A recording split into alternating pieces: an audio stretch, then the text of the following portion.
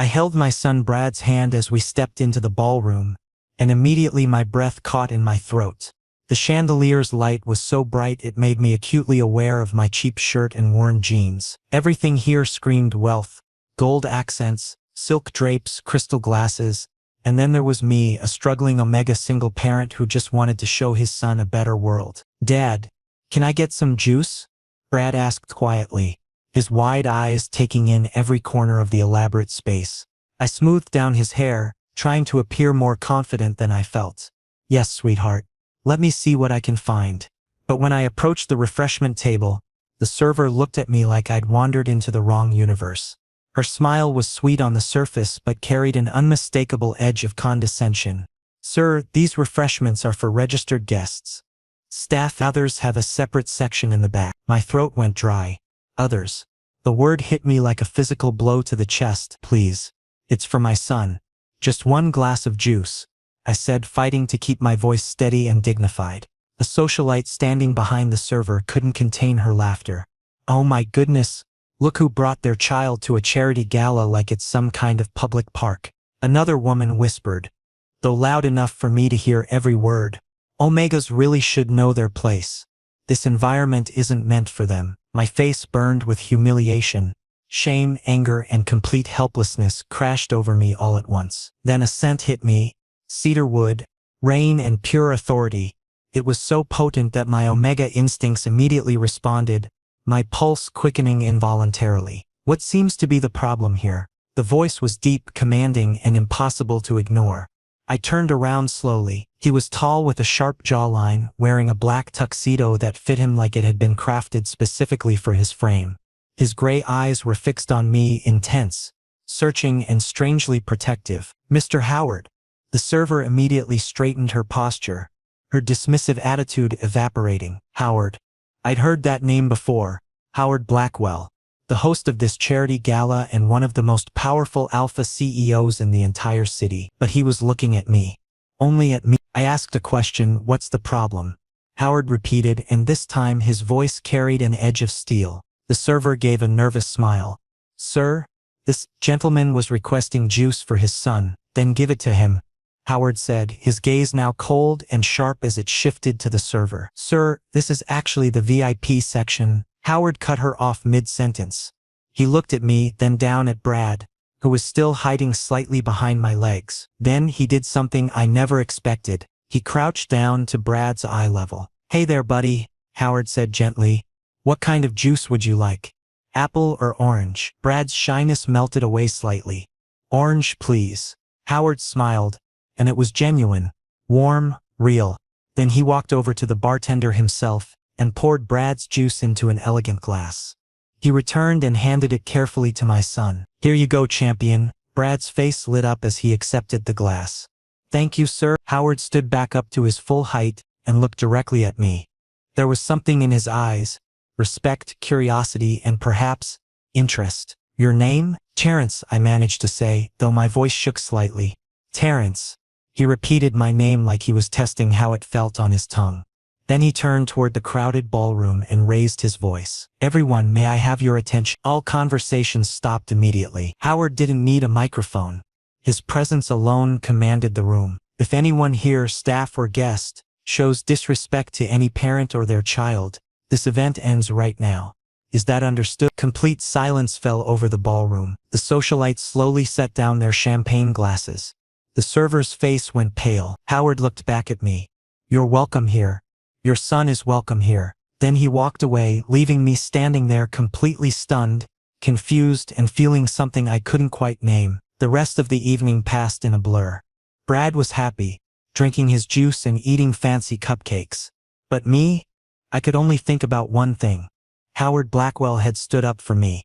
Someone had actually defended me for the first time in years. On the drive home, Brad fell asleep in his car seat.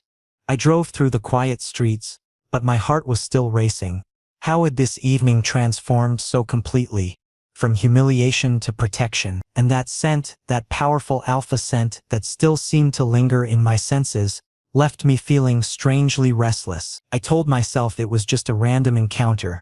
People like Howard Blackwell didn't remember people like me.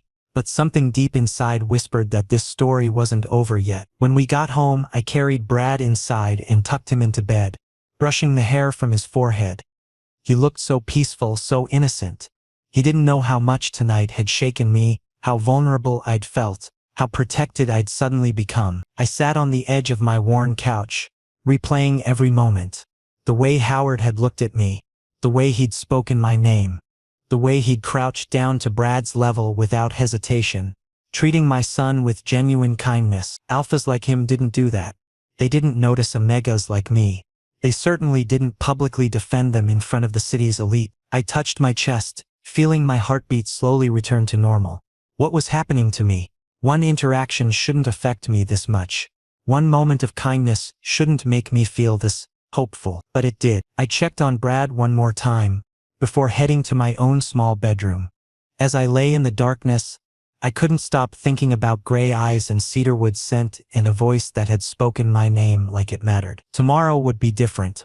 I told myself, tomorrow I'd go back to my part-time jobs, back to struggling to make ends meet, back to reality. Tonight though, just for tonight, I let myself remember what it felt like to be seen, to be protected, to matter. Sleep came slowly, and when it finally did, my dreams were filled with ballrooms and gentle voices and the strange, impossible feeling that maybe, just maybe, my life was about to change in ways I couldn't yet imagine. The next morning started like any other. I made Brad breakfast, packed his school bag, and prepared myself mentally for another long day of juggling multiple part-time jobs.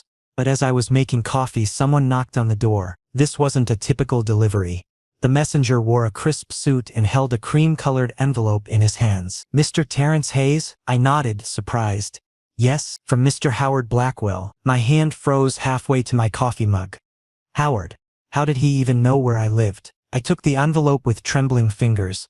Inside was a card made of embossed luxury paper that felt foreign in my rough hands. Lunch. Tomorrow. 1 p.m. My office.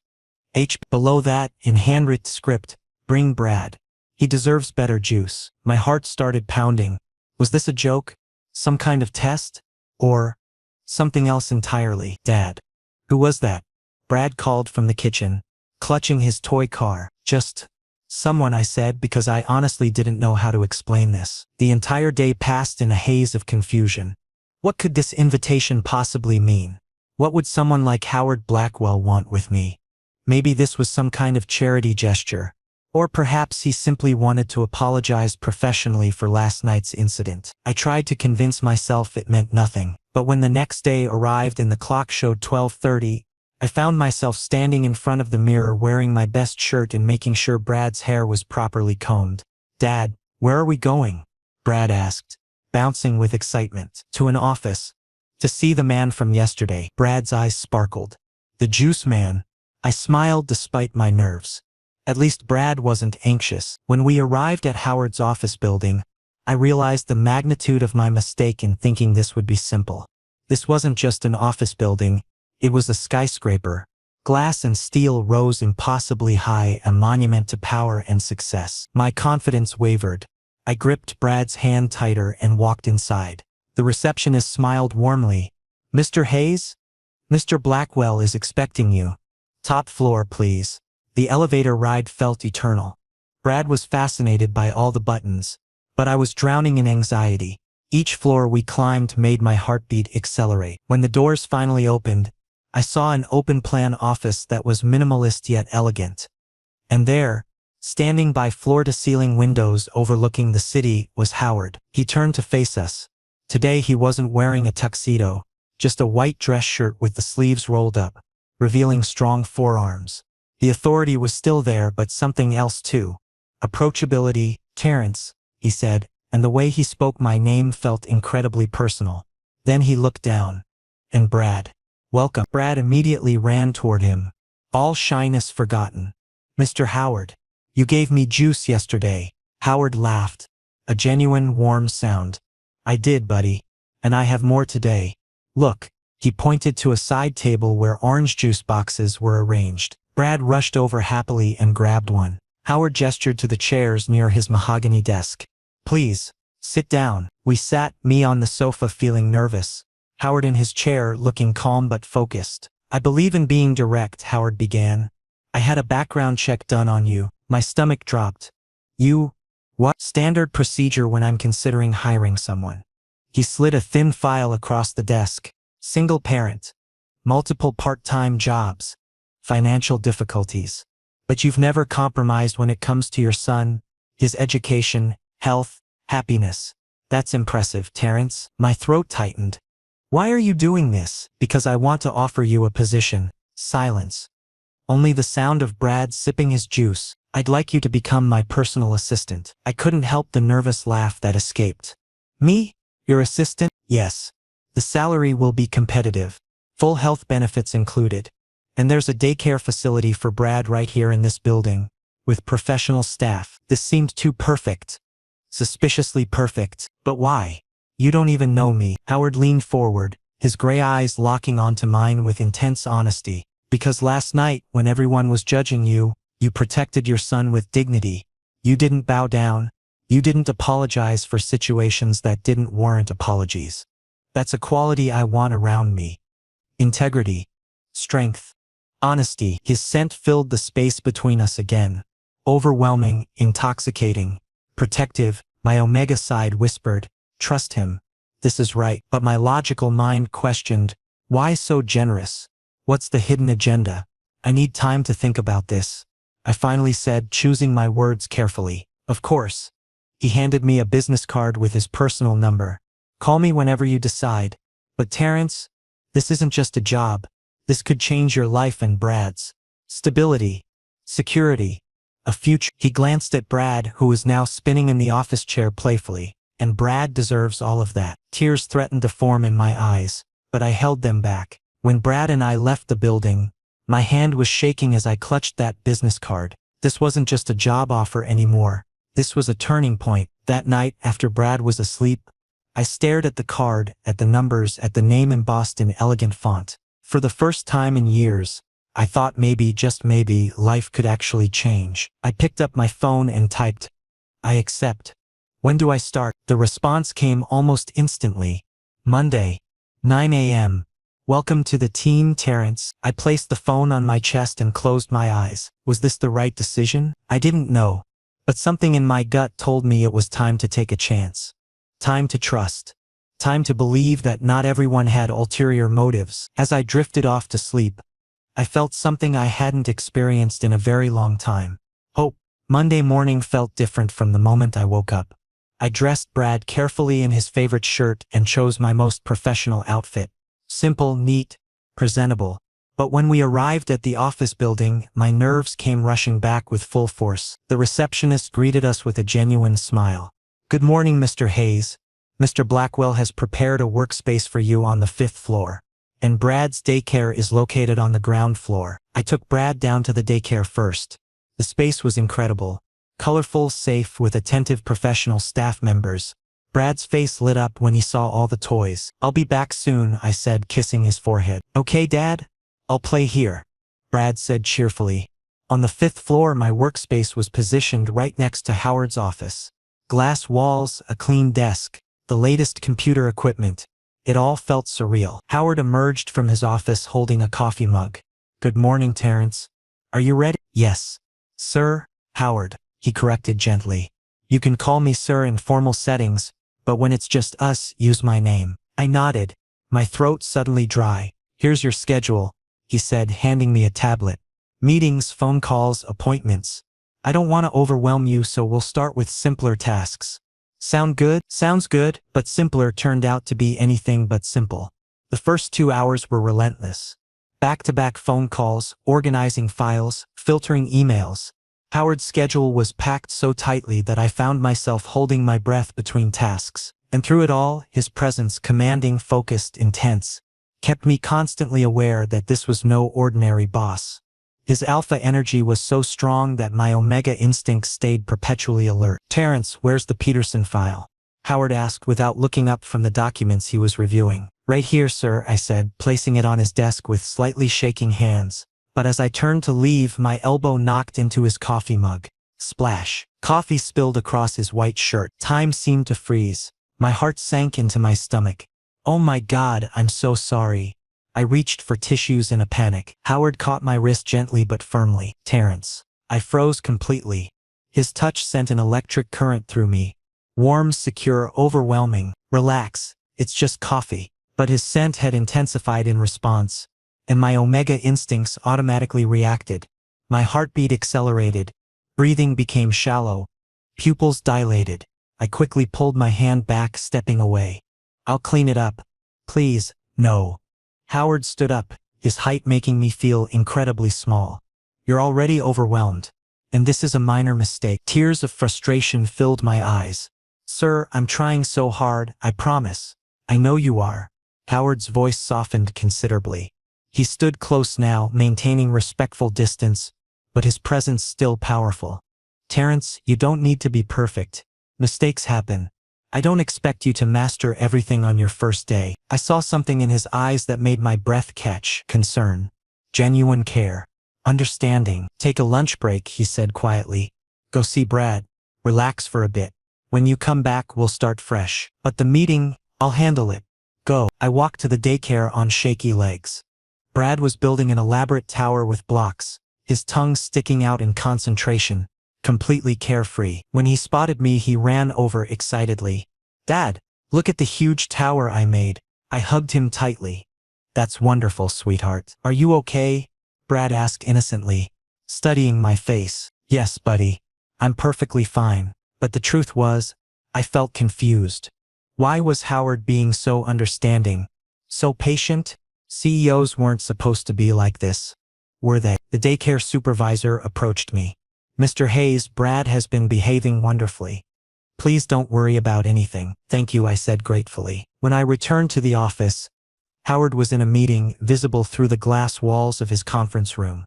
He looked confident and powerful, but when he noticed me, he gave a slight nod. Reassuring. I sat at my desk and took a deep breath. Yes, the first day had been somewhat disastrous, but Howard hadn't fired me. Instead, he'd shown support. That evening, as I was preparing to leave with Brad, Howard stopped me. Terrence, one moment. I paused. Today was good. You worked hard. Tomorrow will be better. And the day after that, even better still. Okay. Yes, Howard. He smiled. A real, genuine smile. And that smile somehow made the entire difficult day feel worthwhile. When I got home and Brad was asleep, I made notes on my phone. Things to improve tomorrow. Ways to stay organized and efficient. Because I didn't want to lose this job. And maybe, just maybe, I didn't want to lose Howard either. I sat in the quiet darkness of my small apartment, thinking about how much had changed in just a few days. From that humiliating moment at the charity gala to now having a real job with benefits and hope for the future. Howard Blackwell was unlike anyone I'd ever met. He was powerful yet kind, demanding yet patient, authoritative yet understanding. And the way he looked at me sometimes, it made my heart do things I hadn't felt in years. I shook my head, trying to clear those thoughts. He was my boss. This was professional. I couldn't afford to read more into his kindness than what it was. But as I finally climbed into bed, I couldn't stop replaying that moment when he'd caught my wrist. The electricity of his touch, the intensity in his eyes. Tomorrow would be better, he'd said. I believed him, and for the first time in a very long time, I felt like I was exactly where I was supposed to be. 2 weeks had passed since my first chaotic day at Howard's company, and gradually, the rhythm of the work became familiar. I learned to anticipate his needs before he voiced them, understood which meetings required extra preparation, and discovered his preference for black coffee at exactly 9 in the morning. He never pushed me beyond my limits, always remained patient when I struggled with unfamiliar tasks, and gave me the space to find my own solutions before offering guidance. But something else was developing beneath the surface of our professional relationship. Small gestures that lingered in my mind long after they occurred. One evening, I stayed late at the office, organizing files for an important presentation scheduled for the following morning. The clock showed 8, and the building had emptied hours ago. I was alone in the quiet space, surrounded by documents, when Howard emerged from his office wearing his coat. He was clearly preparing to leave, but he paused when he noticed me still working at my desk. "You're still here at this hour?" I glanced at the time, then back at him, slightly embarrassed. "Tomorrow's presentation is crucial for the quarterly review," so I wanted to ensure everything was go home, Terrence. But sir, these files still need proper categorization. I'll arrive early tomorrow morning. We'll complete them together. He walked closer to my workspace, his presence commanding yet concerned. You should be with Brad right now, and you need to stop driving yourself to exhaustion like this. My pulse quickened noticeably. His scent, that distinctive blend of cedarwood and musk, intensified with our proximity, making my omega instincts hyper-aware of every small movement he made. Why? The question escaped before I could stop myself, barely above a whisper. Why do you care so much about my well-being? Howard looked directly into my eyes, and the seconds stretched impossibly long between us. Because you're different, Terrence. His voice dropped low, carrying absolute sincerity. There's something about you that I find myself unable to resist. Your unwavering dedication, your complete integrity, the selfless way you love Brad without expecting anything in return. My breath caught somewhere in my chest. Was this actually happening? Was he confessing feelings? Then he stepped backward deliberately, his professional composure sliding back into place like armor. Go. Brad must be waiting for you. I'll arrange for my driver to take you home safely. No. I can manage the subway. Terrence, please. That single word, please, carried such weight and genuine concern that refusing became impossible. When I arrived home, Brad was already asleep in his small bed. The babysitter had fed him dinner and helped him with his evening routine. I kissed his peaceful forehead gently and retreated to my own room, sitting heavily huddled on the edge of my worn mattress. Howard's words kept cycling through my thoughts endlessly. There's something about you that I find myself unable to resist. What did that mean exactly? Simple professional admiration for a hard-working employee? Or something deeper, more complicated, more dangerous to acknowledge? The next morning I arrived at the office slightly earlier than usual, and Howard was already there waiting. He smiled warmly when he spotted me approaching. Punctual as always. Excellent. We reviewed the presentation files together, sitting close at his expansive desk. His hand would occasionally brush against mine while reaching for documents. And every single time my skin would tingle with heightened awareness I couldn't explain away as static electricity. This wasn't normal workplace interaction. This definitely wasn't professional distance. But I couldn't bring myself to address it directly or create more space between us. Then one afternoon, everything shifted dramatically when the daycare supervisor called me in clear panic. Brad had developed a sudden fever and was crying inconsolably for me. I rushed to Howard's office without even thinking to knock first. Sir, I need to leave immediately. Brad is sick. Let's go, Howard said instantly, already grabbing his car keys from the desk drawer without a moment's hesitation. You? But you have that critical merger meeting in 20 minutes. Cancelled? Brad's health is infinitely more important than any business discussion. Come on. We both hurried down to the daycare together. Brad was crying with tears streaming down his flushed cheeks, his small body radiating heat. When he saw me, he reached out desperately with both arms extended. Dad, I scooped him up immediately, holding him protectively against my chest. I'm here, sweetheart. Everything's going to be all right. I promise. Howard made a swift phone call while we headed to his car. Send Dr. Martinez to my residence immediately. A child with high fever needs examination. Your residence? I was genuinely stunned by this development. Yes. He'll be more comfortable there, and frankly your apartment probably doesn't have the necessary medical supplies or space. This wasn't a command from a boss. It was genuine care from someone who truly worried about Brad's welfare. At Howard's penthouse, a luxurious space with floor-to-ceiling windows overlooking the entire city, the doctor examined Brad thoroughly and professionally. It's a viral fever. Nothing too serious. He needs rest. Proper hydration and medication every 6 hours.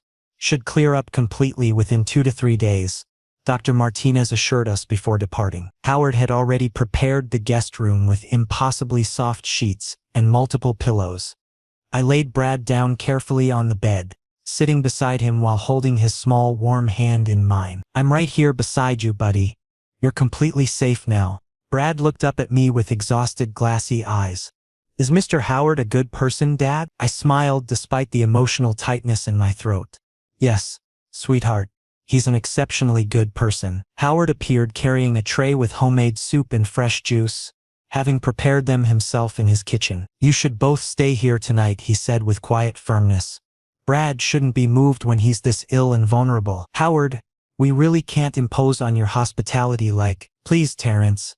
Allow me to do this for you both. That night, after Brad finally drifted into peaceful, fever-reduced sleep, I stepped out into the expansive living room. Howard was standing on the balcony, silhouetted against the glittering tapestry of city lights stretching endlessly below. Thank you, I said quietly, walking over to join him in the cool night air, for everything you did today. I honestly can't express how much it means to us. You don't need to thank me for basic human decency. Howard turned to face me fully, his expression serious and vulnerable. Terrence, I'm not doing any of this because you're my employee or out of some sense of obligation. My heart seemed to stop beating entirely. Then, why are you? Because I genuinely care about you. About both of you deeply. The silence that followed was intense, heavy with unspoken emotions and possibilities that terrified me. Howard, my voice shook despite every effort to control it. He moved closer, maintaining respectful distance but definitely closer than any professional boundary would allow.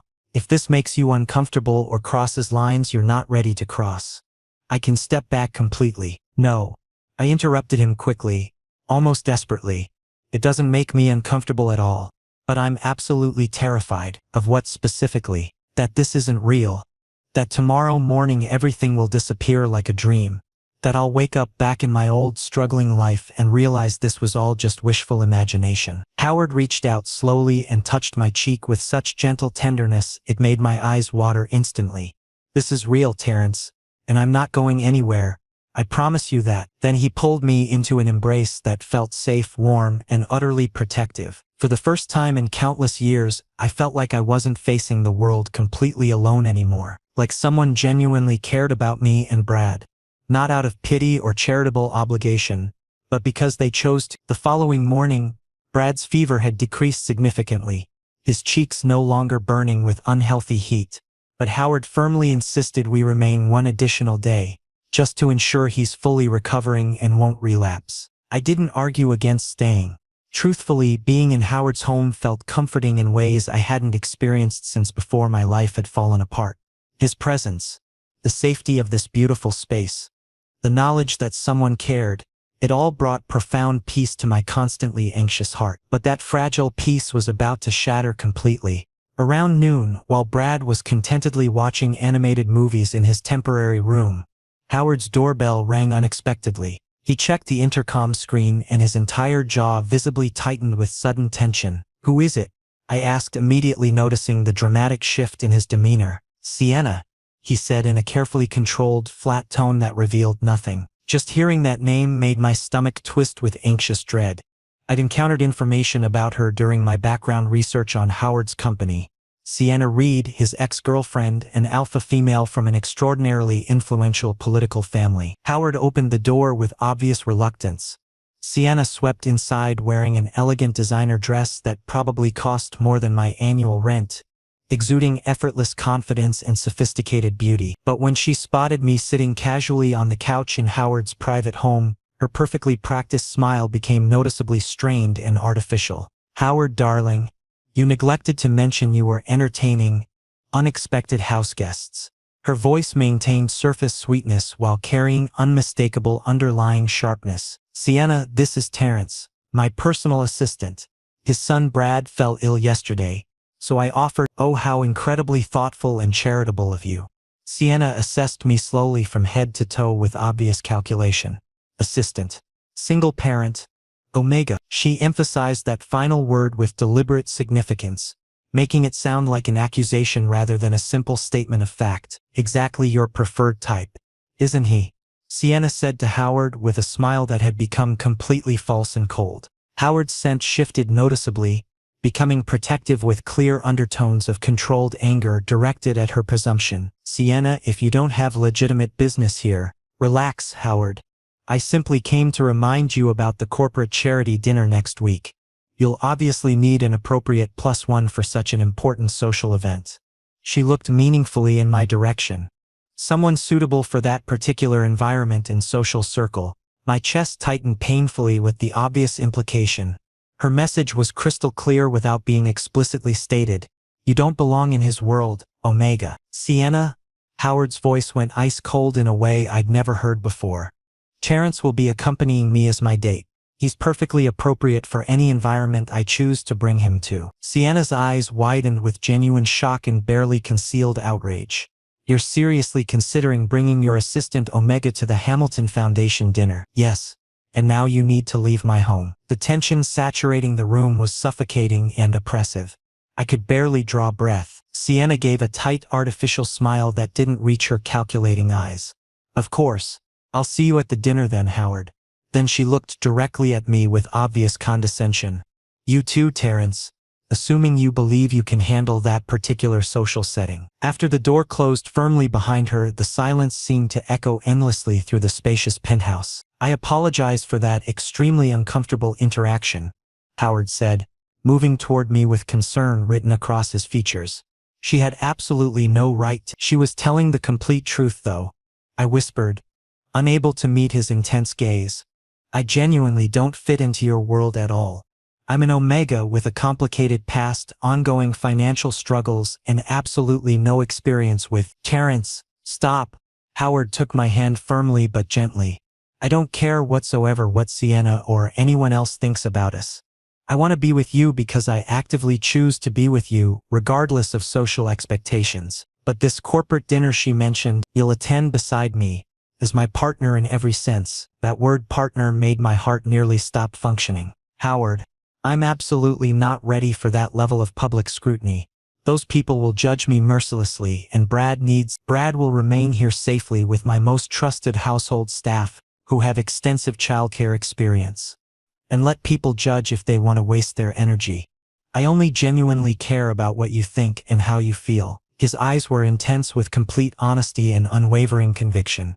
But I was still utterly terrified of this next step. That night, while Howard worked in his private study handling international business calls, I tried desperately to sort through my chaotic, conflicting emotions. Sienna was absolutely right about one fundamental thing. I didn't belong in that rarefied elite world. Expensive charity galas, corporate power dinners, high society expectations and unspoken social rules. I'd never learn. Then Brad appeared beside me with sleepy eyes, clutching his favorite stuffed bear. Dad, why do you look so sad and worried? I picked him up, settling him comfortably on my lap. I'm not sad, sweetheart. Just thinking about grown-up things. Mr. Howard is good though, right? He helped us when I was sick. Yes, buddy. He's exceptionally good and kind. Then you should smile more. Happy people are supposed to smile. His simple, innocent logic made me feel unexpectedly lighter somehow, cutting through my anxiety with childish wisdom. The following morning, I told Howard my final decision with as much courage as I could gather. I'll attend the corporate dinner, with you beside me. Howard's smile conveyed both obvious relief and genuine happiness at my acceptance. But, I continued carefully, needing to voice my fears. If I somehow embarrass you publicly or make terrible social mistakes, you won't do anything of the sort.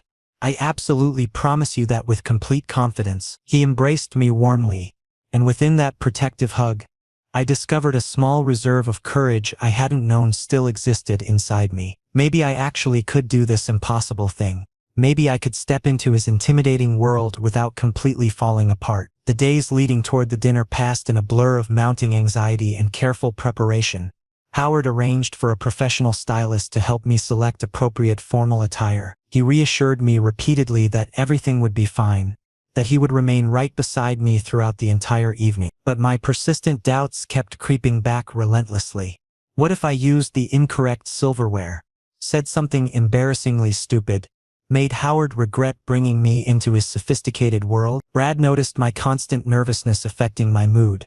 Dad, you seem worried all the time lately. I just have an important event approaching, I explained, attempting to keep my voice casual and light. With Mr. Howard? Yes, exactly. Brad considered this with serious concentration. He makes you genuinely happy though, right? Yes, he absolutely does. Then everything will be okay. Because happy people always do good things together. His childish wisdom was startlingly profound and comforting. The night before the dinner, Howard came to my modest apartment, a genuine first. He'd always maintained our interactions at either the office or his luxurious penthouse, never entering my humble home before. But there he stood in my cramped living room, looking somewhat out of place yet somehow perfectly right. "I wanted to check on how you're feeling," he said simply, with obvious concern. "I'm absolutely terrified," I admitted honestly, seeing no point in pretending otherwise. "I know you are. But Terrence, you're genuinely one of the strongest people I've ever encountered. You've survived and thrived despite every obstacle life threw at you. One dinner with boring executives is nothing compared to everything you've already overcome successfully." He pulled me close, and I allowed myself to lean against his solid, reassuring strength. "What if they all hate me?" I whispered against his shoulder. "Then they're complete idiots whose opinions don't matter whatsoever." Howard pulled back to look directly into my eyes with intensity. "The only opinion that genuinely matters is mine. And I think you're absolutely extraordinary in every way." He kissed my forehead with such tender affection it made my eyes sting with unshed emotional tears. After he departed, I stood alone in my quiet apartment and made a firm decision. I would attend this intimidating dinner. I would hold my head high with dignity. I would be brave, not because I wasn't scared, but because Howard believed in me completely, and perhaps it was finally time I started believing in myself too. The night of the corporate dinner arrived far faster than I wanted. I dressed carefully in the perfectly tailored suit Howard had arranged, which fit my frame flawlessly and made me look like someone who genuinely belonged in elite social circles, even though I certainly didn't feel that way internally. Brad clapped his small hands together excitedly when he saw my transformation. "Dad, you look exactly like a real prince from my storybooks." I laughed despite my persistent nerves, the sound emerging slightly shaky and uncertain. When Howard arrived to collect me, he was wearing an impeccably fitted black tuxedo that made him look devastatingly handsome and powerful. He paused in my doorway, his eyes traveling slowly over my appearance with obvious appreciation. "You look absolutely perfect, Terrence," he said quietly with unmistakable sincerity. My face heated noticeably under his intense, approving gaze. The venue was an exclusive 5-star hotel, featuring elaborate crystal chandeliers and polished marble floors that reflected the elegant lighting. As we entered together, Howard's hand resting possessively and protectively on my lower back, guiding me forward, I felt every single pair of eyes in the enormous ballroom turn toward us with obvious curiosity. Whispers followed our path across the room. Calculating stares tracked our every movement together. Heavy judgment hung thick in the perfumed air. My carefully constructed confidence started crumbling almost immediately under the scrutiny. But then Howard took my hand firmly, his grip gentle yet deeply reassuring and grounding. "I'm right here beside you," he whispered near my ear with absolute conviction. "With you. Always." At our designated table, Howard kept me positioned close to his side protectively. Various corporate executives introduced themselves with practiced politeness, courteous on the surface, but clearly intensely curious about who I was and why I was accompanying Howard Blackwell to such an important social event. Sienna was seated at a nearby table with her own group, but I could feel her sharp gaze repeatedly landing on us throughout the elaborate meal service. Then, during the dessert course, Howard unexpectedly stood and raised his crystal champagne glass high. "I'd like to make an important announcement to everyone present." Every single conversation in the massive ballroom stopped instantly. All attention focused completely on him with rapt interest. My heart started racing uncontrollably fast. What was he doing? What was he planning? "This is Terrence," Howard said, looking directly at me with unmistakable affection. "He's my personal assistant, yes. But far more significantly than that professional role, he's someone who continuously makes me want to become better, who constantly reminds me that true success isn't measured solely in quarterly profits, but in how we treat people with basic human dignity." Complete stunned silence fell heavily over the assembled crowd. People looked genuinely shocked by this public declaration. "And I want absolutely everyone here to know clearly Terrence is my partner, in every meaningful sense of that word." Audible gasps rippled through the crowd like waves. Shocked murmurs of surprise and speculation spread rapidly. Sienna's face turned bright red with obvious anger, humiliation, and barely contained outrage. But Howard didn't care about any of their reactions. He only looked at me with complete focus. "Terrence, I fully realize this puts you in an extremely uncomfortable public position, but I'm completely done hiding my feelings. I want everyone to know unequivocally how profoundly important you are to me." Tears filled my eyes instantly. Happy tears, overwhelming emotional tears of disbelief and joy. I stood on trembling legs and walked over to him on the raised platform. "Thank you," I whispered, with my voice breaking noticeably, "for publicly standing up for me. Always," he said simply, as though it was the most obvious thing in the world. Then, in front of hundreds of watching guests, he lifted my hand tenderly and kissed it with genuine reverence. It was simultaneously a gesture of deep respect, obvious affection, and unmistakable claim. Some people began applauding enthusiastically. Others still looked stunned into complete silence, processing what they'd witnessed. But I only saw Howard standing before me. Later that evening, back at his peaceful penthouse, we sat together on the comfortable couch in companionable silence. "Why did you do that?" I finally asked quietly. "Making such a public declaration could potentially damage your professional reputation, your important business relationships. You're infinitely more important to me than any of those concerns." Howard interrupted firmly without hesitation. "Terrence, I love you." Time seemed to stop completely in that moment. "You? What did you just say?" "I love you. Your incredible strength, your unwavering devotion to Brad, your complete honesty even when it's difficult." He cupped my face tenderly between both hands. "And I absolutely don't want to hide those feelings anymore from anyone." I couldn't stop the tears that spilled over and ran down my cheeks. "I love you too, Howard. But I was so terrified that you don't need to be afraid of anything anymore." He leaned in slowly and kissed me with perfect tenderness. It was soft, gentle, absolutely perfect in every way. Everything I'd been too afraid to hope for was suddenly real and tangible. The next morning, Brad noticed the change in me immediately. "Dad, you seem really happy today." "I am, sweetheart. Incredibly happy." "Because of Mr. Howard?" I smiled genuinely, feeling lighter than I had in years. "Yes.